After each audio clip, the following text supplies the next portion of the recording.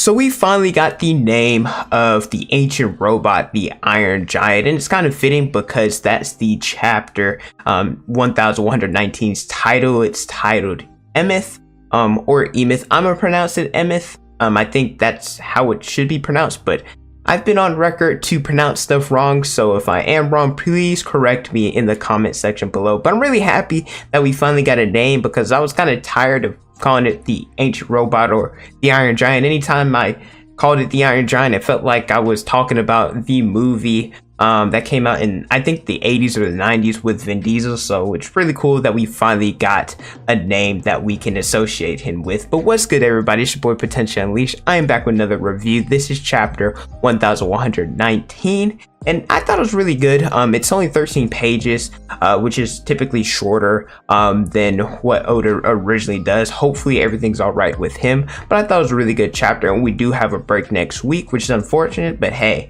you know, it's always good whenever Oda gets time to rest so he can come up with even more and amazing content. But if you guys enjoyed this review, let me know by leaving a like, subscribing to the channel, and turn on those post notifications so you guys get notified whenever I upload a new video. With that away, my name is Potential Unleashed, and let's get into chapter 1119's review. The chapter, it starts off with Kaku and Stussy. They are getting in an argument where Kaku, he talks about how him saying this would be his response, not acting all friendly, not acting friends with Stussy. He said that he appreciated her and respected her when they were both a part of CP0, but after betraying them, that they can't associate themselves with Stussy. And imagine how Rob Lucci, who's someone who is dedicated to the world government, I mean, we saw in I think it was chapter 1000 in the 90s, something like that, when he ended up using a finger pistol on Stussy, how he doesn't treat traitors kindly. And we know that Kaku, he's just saying this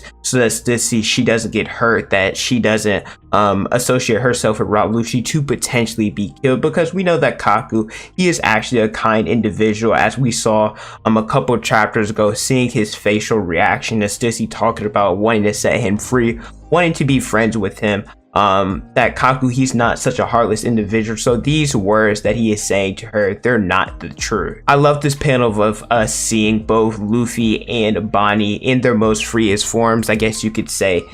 I don't want to say Bonnie's awakening because it's technically not hers, but it's Luffy's. In the last chapter we got to see them transform, but this panel, it looks kind of different, seeing Luffy as the bigger version of her. I guess this either showcases that he's the original Nika, or the way I look at it, as Luffy's kind of like her older brother. I think that's really cool. But because the Gores say they're immortal, they're hard to kill, Luffy, he turns into kind of like a big old ball in order to protect them from Mars's blast. And he says give him a hand, and he's talking about Sanji, Bonney, and Franky, in order to attack Luffy, to push him and propel him towards Mars in order to send him flying, because they're immortal. So the amount of times they're going to keep on chopping them, keep on punching them, it's really not going to mean anything. So they have to send them flying and far away in order to allow them to escape. And this is pretty cool. I think a lot of Luffy's opponents that we've seen in the past,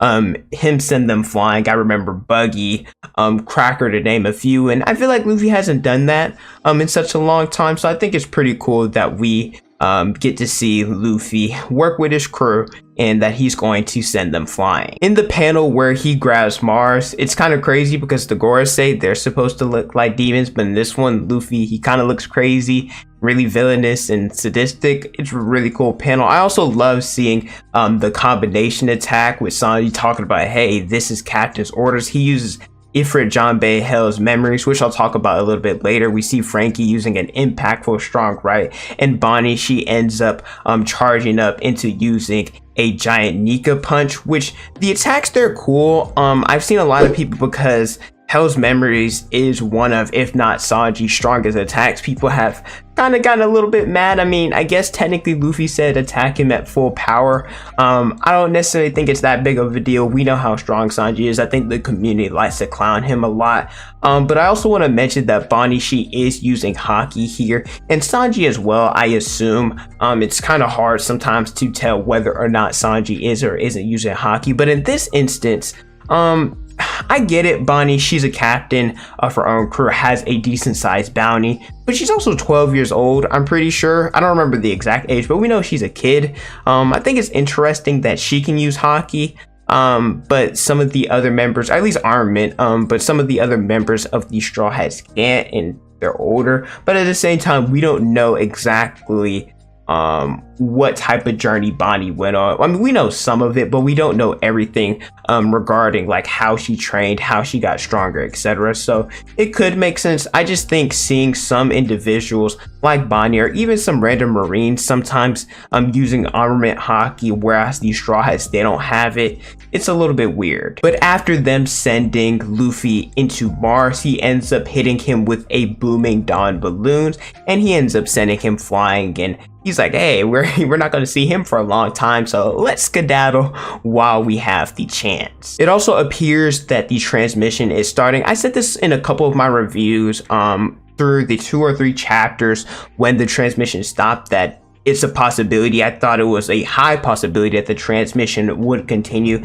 And York, she states that in order to fully stop the transmission, they have to destroy the memory chip. And this is when at last she ends up saying that she's going to go and assist, or at least check up on why the other Straw Hats, they haven't made it downward yet. And she's syncing up with Lilith in doing this because she understands that York, she is helping and assisting the Gorosei. So more likely than not, Atlas and Lilith, they are going to leave and go after York in order to prevent her from stopping the broadcast, and also trying to stop her from helping the Gorosei and trying to affect the Straws. I think this is kind of cool, the way they're going to incorporate this. Maybe that all the Vegapunks, or at least the Stellas, that they all find a way to die or get destroyed on Egghead, and if Vegapunk does or doesn't survive, then that would mean the end of Vegapunk. I also love seeing this chapter and seeing Katakuri, because they showcase Whole Cake Island. He is here. It's really cool, specifically because Bonney, she was able to use Luffy's giant pistol, kinda one of his attacks, like his elephant gun, that's what it's called, I forgot. But seeing Katakuri here because he was able to mirror Luffy's attacks during Whole Cake Island, so it's really cool that we get to see him. And we haven't seen Katakuri since he got folded during the cover story, so yeah, I love seeing him. Love Katakuri. We also see Jupeter. He is spitting out different Seraphim, different CP agents, and he is also attempting to suck up the giant ship. And this is when Luffy, he punches Jupeter. He's like, you bastard, like, what are you doing trying to escape? Which I get, but at the same time, the Straw Hats, they like ran away, but acting like the Gorosei, I don't want to say they're acting like they weren't a threat, but like if they're immortal, then like if nobody's resisting them or showing some form of resistance, they're just going to find a way to attack them anyway. We also see Warcury here as well. However, before Warcury goes and attacks the ship, EMETH, he pops up out of the water and smacks, well, I'm not even gonna say smacks, he punches the mess out of Warcury here. Just kind of sucker punched him, but I mean, it's war, like it's a battlefield, like you should expect anything. And when I see this panel, like EMETH, he just hates these individuals. I think of like Kendrick Lamar, just like with the Drake beef, like I just hear that, and it's kind of crazy, and I just love the panel.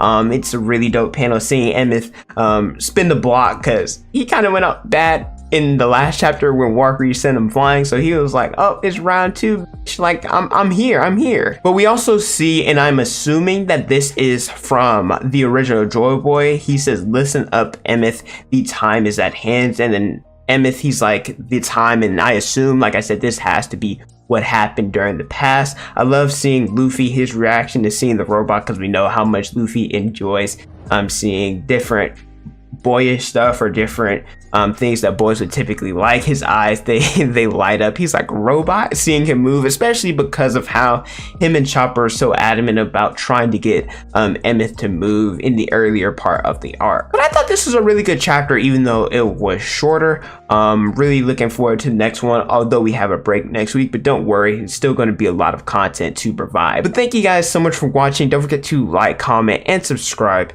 Hit the notification bell so you guys never miss out on a new video. Follow me on Instagram, Twitter, and TikTok. It's on the screen and in the description below. Thank you guys so much for watching, and don't forget to unleash your potential.